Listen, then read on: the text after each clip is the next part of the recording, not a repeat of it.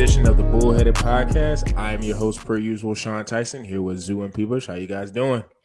Oh man, it's been an absolutely brutal tournament for me. I'm just going to continue that on from last week. My only hope is UCLA. We'll dive into the Sweet 16 here shortly, but that got cut short by an eventual Final Four team in UNC. But man, I'm seeing more red than Enron in 2002. Man, it's absolutely ridiculous. My bracket is completely gone. I have nobody left. Didn't have anybody left in the Elite Eight. I should say. Yeah. So since we last talked, it's been tough on the wallet too, man. With this betting, just a lot of teams. Even though we got some top seeds, man, it just feels like a very different tournament. Yeah. I don't know, man. This is the saddest bracket I've ever made in my entire life. On ESPN, I'm in the bottom 40% right now. Absolutely atrocious. I feel like all my Final Four teams are gone. I got obviously no championship. Just none of my teams are alive. They're all dead.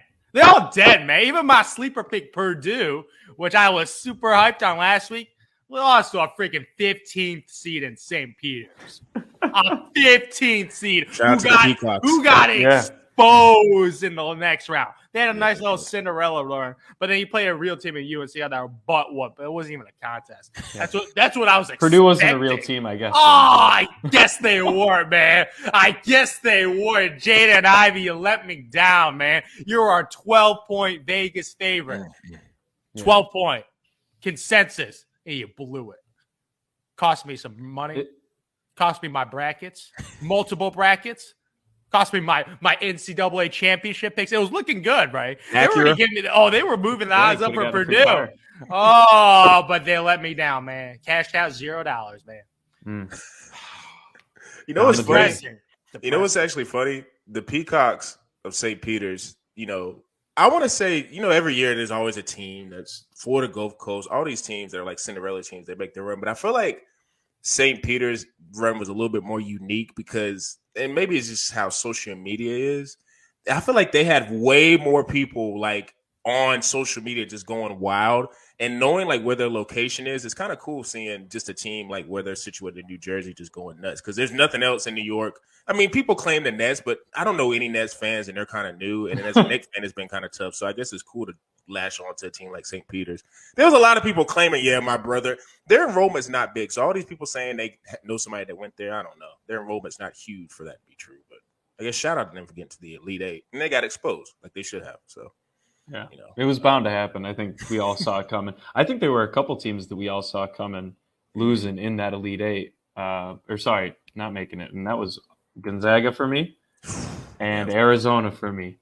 I know Sean put up a clip this past weekend, I think on Bullheaded Instagram, just about the Zona-Houston game, man. But both of those teams coming off playing an 8-9 winner, as a 1 seed. Memphis gave Gonzaga a great game. They were pretty much in it the whole time. And we all talked about that was going to be – I think that was a little concerning. Drew Timme still had a great game against Arkansas, but Chet Holmgren clearly could not get anything going. And then you look over at Zona. And it's like TCU should have won that game with that. We talked about that last week with the whole half-court debacle, and obviously Zona pulled through an OT. But, man, Houston just manhandled them. They wanted to be there more. It seemed like they were more quietly getting it done than Zona was barely making it through and making a lot of noise. So I thought that the confidence that Houston had going into that was huge. Obviously, it got taken away from them pretty toughly against Villanova in only a 44-point performance. But a lot of these 1 seeds, man, I didn't expect the top seeds that are in the Final Four now to be the top seeds representing, at least going into the tournament. I thought it'd be kind of flip-flop. So even though we do have a bunch of top seeds, it just feels different, like I said earlier. So I don't know, man. It was weird to watch. Yeah, man. Gonzaga, the analytics like Gonzaga this year, I didn't like them, but I went with the analytics, and oh my Lord. What an awful, awful decision. My Lord. Because I look at their report card. There's little Andrew Nemhard. Little scrubby dubby, man. That dude was atrocious. Say bye-bye to your NBA dreams after that disgraceful performance. My Lord. 2 for 11? 2 for 11? Yeah. Go to Europe. That's the only job you're going to get, man.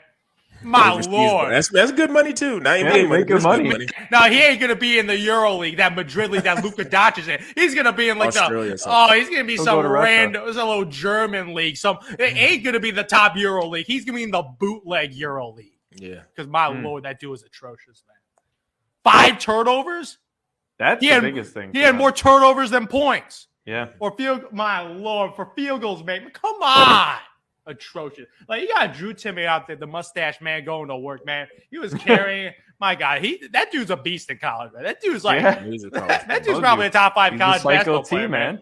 Dude, he is really, really good in college. I don't know if he's professional, but in college, he is freaking amazing. But man, his teammates let him down, man. Mr. Holmgren, man, 5 fouls, fouled out. After time, 11 points. Yeah, second half, man. I saw the dude is just chilling on the bench with his teammates, man. I'm just like, God damn, they're supposed to be the number 1 draft pick. Stop it. I don't know that. No.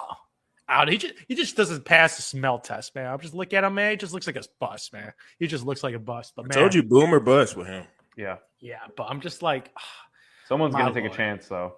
Yeah. But number 1 overall, I don't know about that. You gotta be a grand slam, man. I don't know about Chet Holmgren being a grand slam with a 190, a $190, man. Stop it.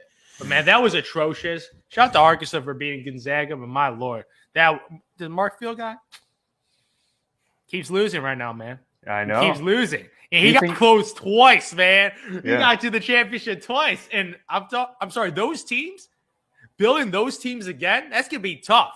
Right. Because like those are some really, really amazing, talented teams. And I don't know that they're going to be able to keep recruiting like this because they'll have to if he wants to be able to go back to the national championship game because he has some legitimate NBA prospects. Like this year, you got 1, right? Holmgren. Outside of that, not many NBA prospects. So I don't know about their future. Yeah. Oh, Timmy will probably go in the second round. Let's be honest. Second round. He's like Luke in Garza. the second round, not necessarily Sacramento. Like Luke Garza from Iowa was really good. Luke Garza, I think, might be better than Drew Timmy, but yeah, Drew Timmy is definitely a second round. He could shoot. That's why. Yeah, I'm looking at Gonzaga's basketball recruiting, and they're 85th with 1 guy. So I don't know. It's not looking too good. Gonzaga definitely has earned a reputation now as being overhyped, and I think they try to make their in-season schedule a little bit tougher with scheduling out-of-conference teams in different leagues to try to get that test. But I think part of their problem is, which is no fault to their own, is when they schedule these teams, it's kind of in the beginning of the year because they're non-conference. And no team is really complete. You don't know your rotations yet. You're kind of still figuring out players. Yep. So you may catch these teams on what they won't be in, like, say, February. So, like, when you play a team, like if you were to play North Carolina in November, like how Gonzaga did, or they didn't, but if they did, they could play North Carolina probably with a mouth to floor with them. Like, oh yeah, we can compete because we beat the hell out of North Carolina. But if you would have played North Carolina in the beginning of March or late February, that's a totally different team because they found a rotation. They got different types of stuff. They're running with sets, and I just think Gonzaga is a victim of their own success because if you really look back in the history of maybe just 20 years, they've been the best team on the West Coast. Like I know there's bigger name programs, but Gonzaga has been consistently in the tournament. And they've gotten, at least to the Sweet 16 and Elite 8. But it always just seems with Gonzaga, game plan against them is just be tougher. They're just not tough. And the team, like Arkansas, people think Arkansas is like rack tag, but they got some dudes that can go. Like they got some guys that can play. But they just, in that game, they just look tougher. And, Chet got in foul trouble. Drew Timmy kind of has his basic skill set. But there's no other guy that you would be scared of. And Gonzaga, they just have kind of always been like the darling because they're out there in the West Coast and they just always manage to sweep their league they're in. But they're not a team. They're just not a team that, I was foolish because I've never, ever been high on Gonzaga. I don't know why I picked them in the championship game. I just thought Chet was going to go superhuman and he didn't. And that's really what the story was. And it sucks because, like in terms of just the bracket, I don't think, Arkansas and Duke, I just knew Duke was going to beat them down because Arkansas seemed like they won the championship beating Gonzaga. Yeah, and I keep talking. It just seemed like they were just too high. Like it just wasn't going to happen. And I already know Duke is just how the storyline is setting up. We're going to talk about it later, but just Duke going to the Final Four. I just knew that was a lock, even though I had them like losing the Elite Eight. I just knew that was going to be a lot because that's just how it's going to go. And, other teams, I guess, within the other like regions, like my Arizona pick, I was so high on them because they made that shot, and I feel like TCU was going to be their toughest test. And then once I saw Houston play, I don't know who they played before they played Arizona, but once I saw that game, I was like, it is not looking good. And that's what Houston did. They just dogged it out. And Villanova, they're the same type of dog with Houston, but the difference is they got better athletes and better players. Like Villanova's always a scrappy team. Yeah. Like they always have that lead guard who's really experienced and who just knows how to run an offense. So they were able to get it done. Kansas is it's so weird. Like Kansas to me, I don't get like I don't have any hype around them. I don't see any like, yeah, that makes sense. That player, they just seem like a real well put together team. And I think too, I'm kind of jaded because they've always went out early in the like tournaments last couple of years. So I think I'm kind of clouded by that, but it wouldn't surprise me if they won it all because it just seems like they're the most complete team. But I'm not like excited about them. I'm just not. None of those are like out of all the four teams. Is fun to watch. Yeah. Baji. And Remy Martin, who shout out to his parents, has got the best name. Absolutely. If you're an alcohol drinker, you know what I'm talking about. Like he's got the best name, and if we could have their parents on the podcast, I guarantee you they did that intentionally. Like it's it's not like he's a junior. No, they did that intentionally. Like shout out to them. I just think that's cool as hell. But outside of him, like he's kind of a spark plug guy. He kind of reminds me of Frank Mason. Maybe not as good, but Frank Mason was another guard they had last year who he might still be in the NBA.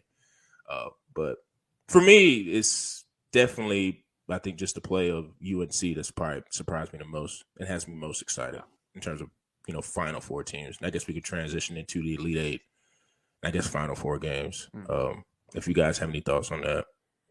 I mean, for me, like I said, Villanova just absolutely grinded it out against another grinding it out team in Houston. Mm-hmm.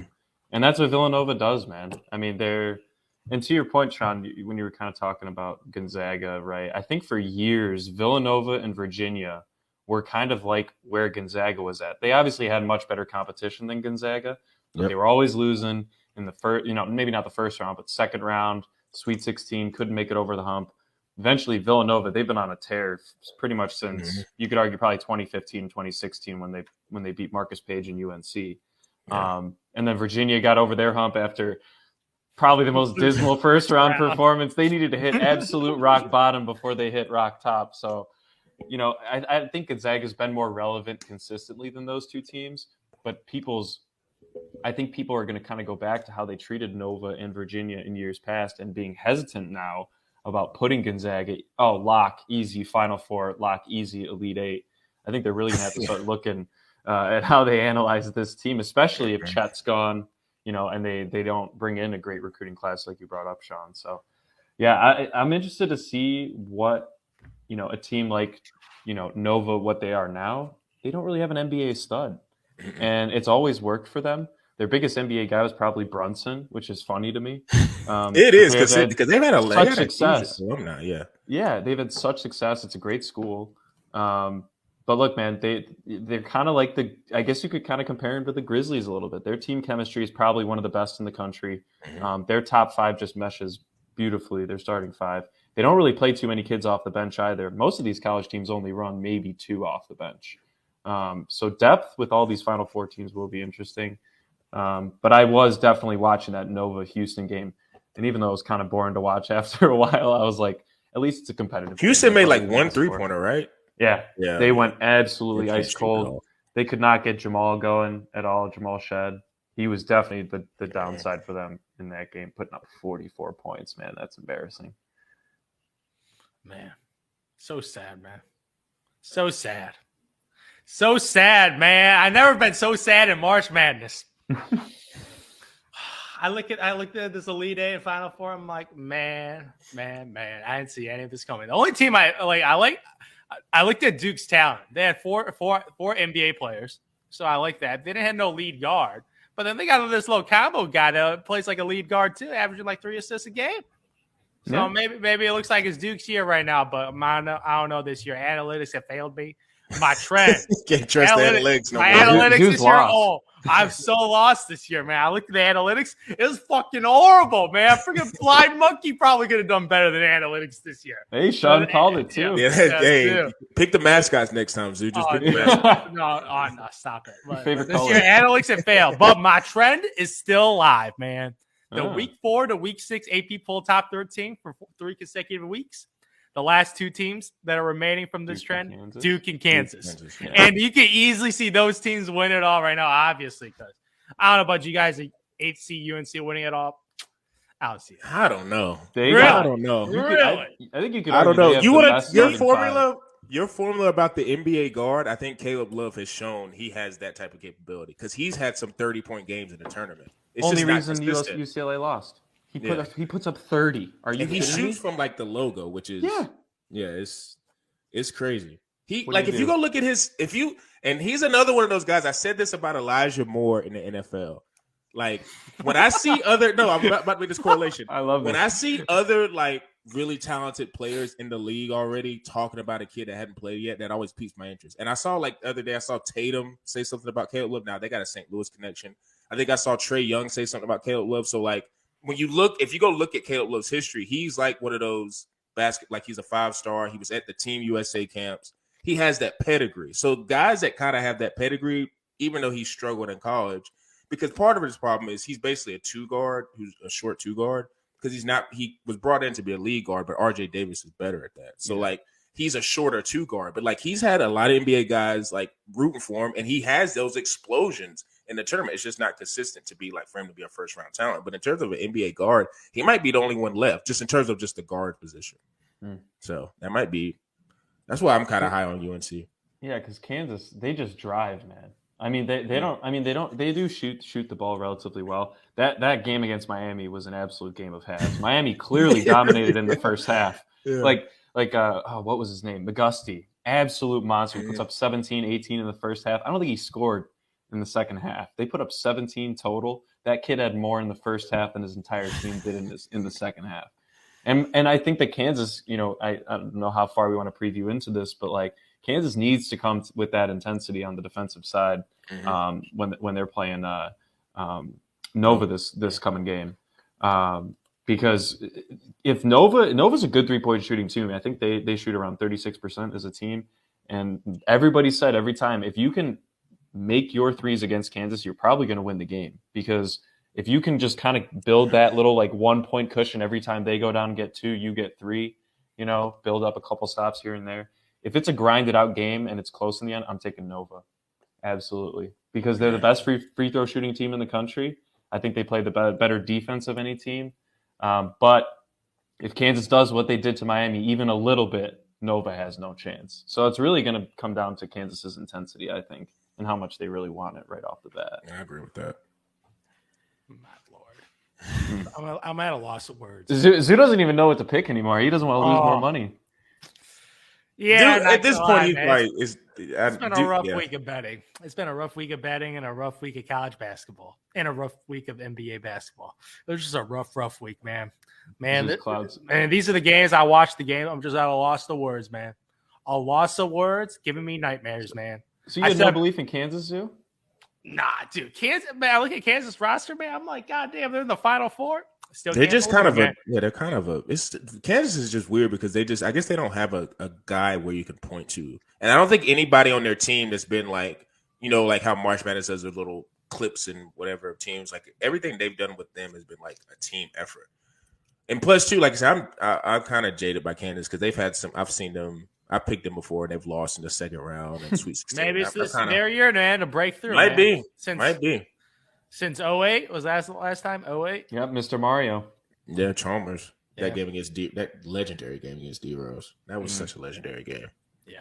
Legendary game. Shout out. You know what else? I think one thing I will say about Duke and UNC, which is it's been talked about since Sunday. Freaking storybook ending, man. This is like a redemption for Duke right now. You got to say it. You got to say it. It's a storybook ending. It is. I don't know. Yeah. I mean, you know what? I kind of feel like St. Peter's, them having that run was almost, they died for Duke and UNC to happen. because I don't think because wouldn't UNC have matched up with Kentucky if Kentucky went all the way? Or Purdue. Yeah. Obviously. I think that the game wouldn't have happened if UNC had to match up with those teams. So I kind of think with St. Peter's making the run they did, they had a cool story going to the Elite Eight, but then they ended up faltering, and they were like the scapegoat for UNC to then advance to the Final Four. But that's the game. The Kansas and Villanova game is cool, but there's a reason why Duke and UNC is coming on at like 8:30 that night. Like it's going to be a colossal game. And for me, UNC beating Duke, I think a lot of that, I guess you could say a majority of it is because it was Coach K's last game. A lot of emotions was into it. And I felt like UNC had been so kind of like so before that. So you kind of they left your guard down. So I feel like the smart, pick, and if you're using your brain, would be to pick Duke because they're going to be focused and ready to go. Plus, two, it is a rivalry game, but I also think the refs, not saying no conspiracy, I just think naturally they're going to lean towards Duke on some stuff. Like, for instance, in the second half, if UNC has a 10-point lead, trust and believe Duke's going to get in that bonus by the 15-minute mark. They're going to get in the bonus early because they're going to get to the free throws and it's just going to be easier. But I will say an X factor in that game is, and he's not an NBA guy. He's been there for 4 years, but he is kind of versatile in how he plays as Leaky Black. He came into Carolina as like a point. Like he was a 6-7 point who could like distribute, play good defense, and they wanted to work on his shot. Well, his shots really hasn't came. He can make a open three, but in terms of him like shooting, he can't do that. But he's a really good defender. Like he could defend 1 through 3 really well. And I think that's what they did in the first matchup. Like he was able to switch through, the first two guards and kind of switch on Paolo a little bit. Now Paolo's kind of a load to handle kind of in the paint, but he's able to do at least a lot of switching. So I think that's why UNC was able to kind of stay with them and then blow them out in that game against Coach K because he just has a lot of defensive versatility. And then, like you say, too, you pointed to Caleb Love. People, it's like he has the chance. If he doesn't explode, I expect RJ to.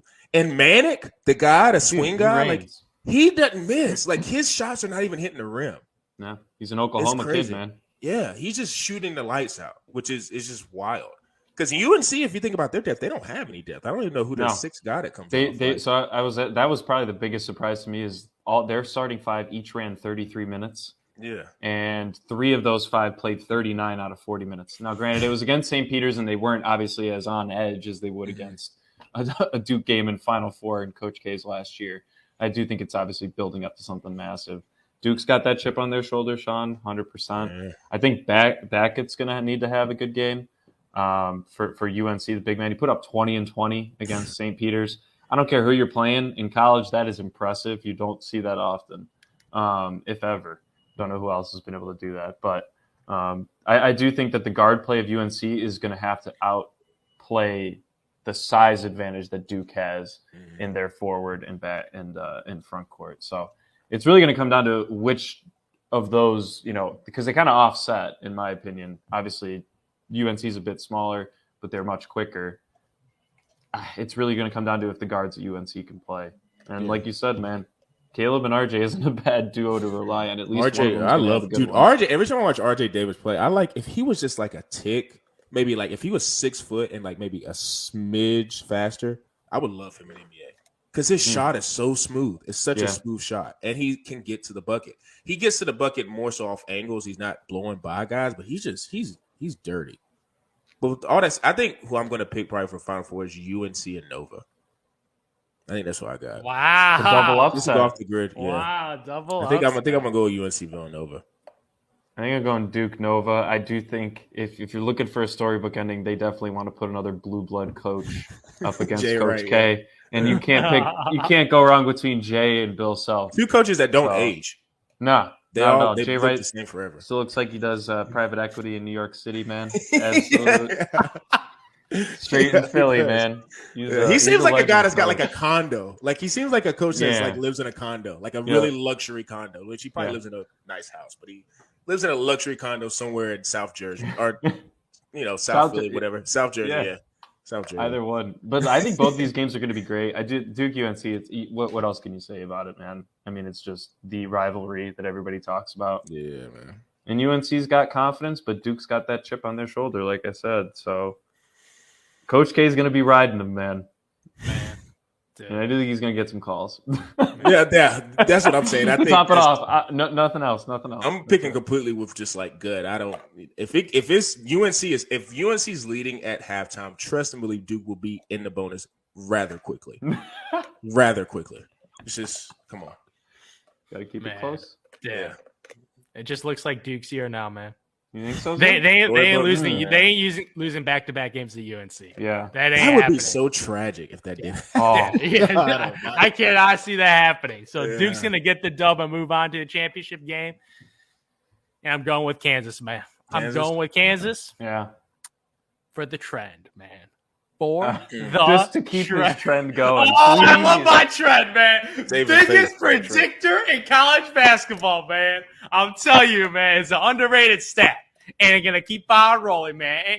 Like I don't know about the NBA guard this year. Who knows going to come out of these teams? But all I know, the trend will stay this year, man. The trend will stay. And it looks like it might be Duke getting it done, man. Yeah.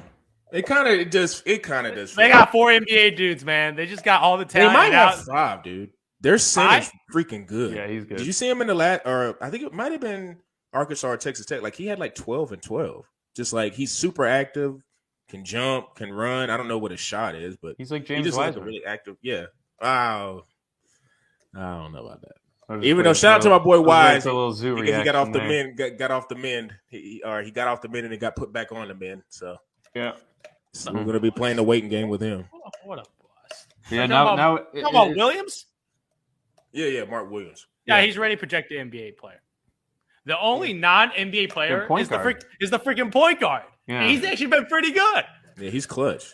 He's like the roast guy. He's actually been pretty solid. He had some big shots for them the past couple games. Yeah, he's been solid, especially against Texas Tech. I think out of all those guys that are projected, I think Griffin is a guy I'm starting to like a whole lot more. He looks a lot like Butler. Just his movements, like he looks like if he gets a team where they give him the ball, and plus too, he's like, and I like measurables, and you know, the ultimate measurable guy is THC being 6'4" and 7'4". I think his measurables is like he's like 6'6" and 7'1". You're still measuring that scrub. Hey man, I'm a measurables guy, dog. Hey, and that, he's got the half game. Oh no, he. You guys are what we can talk. We're gonna talk about this off the pod, but I got a theory with the THT whole. I got a theory. I just thought of the theory why he sucks this year. No, he just sucks, not why he sucks, but a theory on like his whole maturation of like when he came in and like what he is now, like how that kind of all. And we all know there's going to be a player like that coming out of one of these 4 teams. There always is, man. I mean, who knows? Bradley, man, it could come in just be an absolute sniper, be the new Kelly Olynyk in the league. He could be, yeah, because he's got a shot. Yeah, I think UNC, NBA has the most top-heavy talent, but like across the board, UNC and Kansas have like the most balanced lineups, just like across every single position. And then there's just Nova, who just pulls the San Antonio Spurs and finds a way to get it done. Man, they're always relevant. So these 4 teams, Wright might be the best evaluator out of all. I think he's the most fundamentally good coach out of all of them. The other ones just have a slight up on recruiting and maybe money. Yeah. Coach K, the one thing about his program, though, is with Shire, he's definitely not slowing down because they got like the top 4 guys in McDonald's. I was watching on a Bullhead Instagram, seeing McDonald's All-American. Like they've replaced Kentucky with that now. Mm-hmm. They're the premier. It took him a while. Coach K, it took him a while until he really got like a true one-and-done stud, I think. Yeah. Kyrie, I think, Kyrie started the train, man. Yeah. Kyrie started the Duke. He did. Made it cool. At its most like lowest level, man. He played 12 games. Mm-hmm. He didn't even need to go to school, but he really did. he blessed Duke. To be a small guard, he really didn't need to go to school. He blessed their ticket sales. Yeah. Kyrie was crazy, but yeah. So we're gonna see. You know, everything we're saying on this podcast is probably like in terms of it is 4 teams, so one of us has to be right, but it could be a different prediction. It could just be chaos. That's just how the tournament is. This year, more than most, has been just crazy with games. So who knows, man? Who freaking knows? I will be interested. A random number generator. Once again, press the button. Just go ahead and press the button and see. You got better odds this time. Yeah, I will say that. I kind of want to see after this whole tournament is done what the Duke UNC number gets. Like, I wonder how high that game gets, and I just want to keep that number and see like what any NBA playoff. I just want to see what it does versus NBA playoff game first round, or even a play to the Nova game and see what the difference is there. That's going to get trounced. That's probably going to. Yeah, but just compared to every other Final Four game too, it's interesting. Yeah, you could probably compare it to Final Fours in the past. But I don't know. We'll see. Like I said, tournaments coming down to end. College basketball has been unpredictable. NBA's been kind of predictable, but now there's been injuries. There's been a lot of stuff going on with seeding, especially in the Eastern Conference. It's going to get real interesting in the next couple of weeks to see where teams are seeded, because where you get seeded in the Eastern Conference is going to determine your fate, which is kind of crazy to say because we've never said that about the Eastern Conference. It's wild. So, that's true. Wild, man. It's been a long time. Yeah. And the crazy part is Charlotte Bobcats in the first round. Man, no hate. They're the Hornets now. My Lord, man, it's wild, man. First 4 seeds are all within half a game. That's incredible. And then you got the bottom 2 seeds right now fighting for their lives to be outside the play-in tournament between 1 to 2 games right now. So right now, nothing is locked right now. Let me tell you, dog. Toronto, if they play Brooklyn, I don't know, bro. Yeah, Kyrie Toronto can't play, is man. freaking. See, I can put up 40 the other day, and now they got true. 3 kind of like really good wings. Man, they got Van Vliet. Like, I don't know, man. Like, if they're 7, right? Yeah. So there's no Kyrie. That's the only place he can't play now. So that means if Brooklyn loses that, then it's like. No, the thing is, not only the Toronto. They have another chance, though. But yeah, they get another chance. But I'm just saying that means Brooklyn against a non-Canadian team, though. Yeah, but then they would be 8 if they win. Yeah, they play the Heat. Well, isn't it Boston's number 1 now, or did they lose? Yeah, it switches every day. Heater up the game on. If you lose, you're dropping. Yeah. But crazy part is people gonna tank. But what's called that Toronto matchup is interesting because legitimately any unvaccinated player cannot go to Toronto. Yeah. So pretty much whoever they're going to have a legitimate home court advantage depending on who they match up with, and that home court might prevent a star from playing. Because I don't know if you guys saw that Boston Celtics, they had 3 guys out. Robert Williams obviously with injury, but Tatum and Jaylen Brown suspiciously couldn't play the games in Toronto for some reason. And a reporter asked, "Are your guys players vaccinated?" And they said no comment.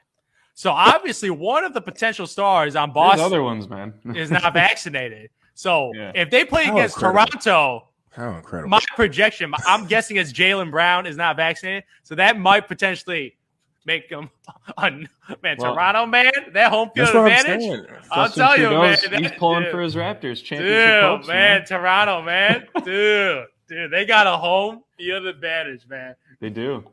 My lord. And another reason I hate Toronto, though, is, man, Scotty Barnes, man. Why is he so much better than Patrick Williams? Why do you keep bringing that up? Man, I keep bringing it up because I see Patrick Williams, and this dude's putting up Troy Brown Jr. numbers. Because this is what I don't like about Zoo. Zoo acts like injuries don't exist. Stop. He says the same thing about Wiseman. He's been hurt for 2 years. The same thing about Patrick. I just had the Bulls game on, right? And right before we hopped on podcast, Patrick Williams made a beautiful cut. Caught it in the middle of the lane, went to do a little floater, and he lost it in his hand. He just lost it. I said, that's right. He hasn't really been able to grab anything with that hand for 6 months or whatever. I'm going to cut him a little He's slack. a top 4 pick. I don't give it to him, man. He's a top 4 pick. Wow. He's not the 40th pick. He's a top 4 pick. I want results. Obviously. Results. Of course. Well, if you like you said, he'll get there. I think I pretty much was on record. I told you I love Scotty because he has the ability to dribble and he has the ability to create. He did it at Florida State. In college, that's probably the kind of if you looked at how Scotty was kind of showed and played at Florida State, he wasn't played like a point man. He's a point forward. Same thing with maybe could be with Chet. Like Chet, even though he's 190 pounds, he might get unleashed in the NBA because at Gonzaga they didn't really play him well. Same size as all the guards. They didn't. That is true. He wouldn't be able to back down Kyle Lowry. Let's be honest here.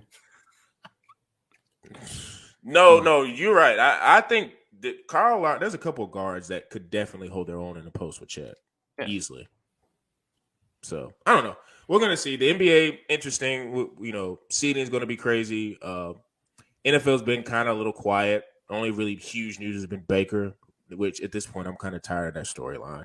So man, ain't a story, man. Yeah, who cares? He's just relevant because he was the number one pick. But you know something could break there. He could get cut, and that might be some news. So we'll definitely keep you guys in tune with that. Make sure you guys follow us on bullheaded_pod. Daily content, a lot of March Madness stuff, women's bracket. You already know I'm going with the South Carolina Gamecocks. Even though UConn looked kind of scary last night. I don't know if you guys watched that game. That game was kind of crazy. They went 2 overtimes with Louisville. So, you know, content about that, things of that nature. Make sure you follow us on Spotify, Apple, Stitcher, Google Podcasts, the whole 9. And for me, Zoo and P. Bush, we're out.